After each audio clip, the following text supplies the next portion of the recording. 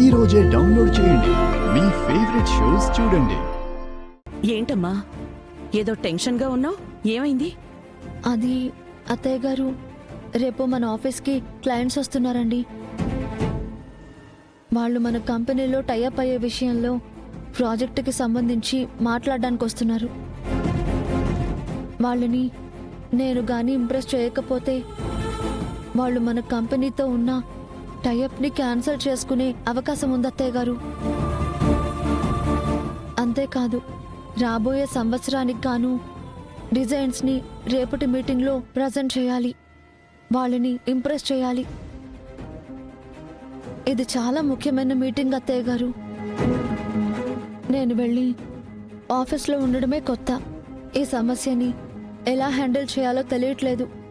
అదే మీతో మాట్లాడదామని.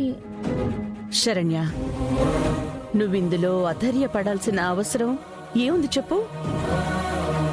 చదువుకున్నావు.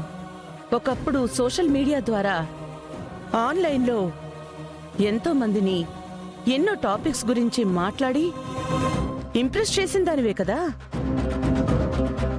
మరిప్పుడేమైంది అంత చాకచక్యం? బాగా మాట్లాడతావు, ఆలోచన చేసే శక్తి కూడా నీకుంది. ఇంక నీకు కావాల్సింది ఏముంది? ఇంత మెటీరియల్ ఉండి కూడా ఇలా భయపడతావే? చూడు శరణ్య, ఎండీగా నువ్వు కూర్చున్న స్థానం మెత్తటి కుషన్ కుర్చీ మాత్రమే కాదు, ఈ కుటుంబంతో పాటు మరెన్నో కుటుంబాల భవిష్యత్తు అనబడే బస్సుని నడిపే డ్రైవర్ చైరది. నువ్వు ఆ బస్ని నడపగలవు కాబట్టే ఆ స్థానంలో నువ్వు కూర్చున్నావు. నీ ఆలోచన ఇప్పుడు ఏం చెయ్యాలని కాదు, నువ్వు ఏదైనా చెయ్యగలవు, ఏదైనా సాధించగలవు అనే సంకల్పంలో నీ ఆలోచనలు నిండి ఉండాలి.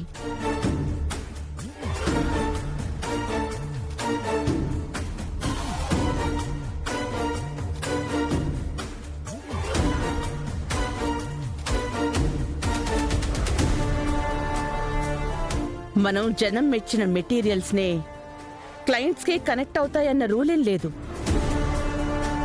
కాబట్టి ఇద్దరిని దృష్టిలో పెట్టుకుని ఫోకస్డ్గా ఆలోచించు. నీ బలమేంటో నువ్వు గుర్తించు శరణ్య. అనుకున్నది సాధించగలవు, సాధిస్తావు.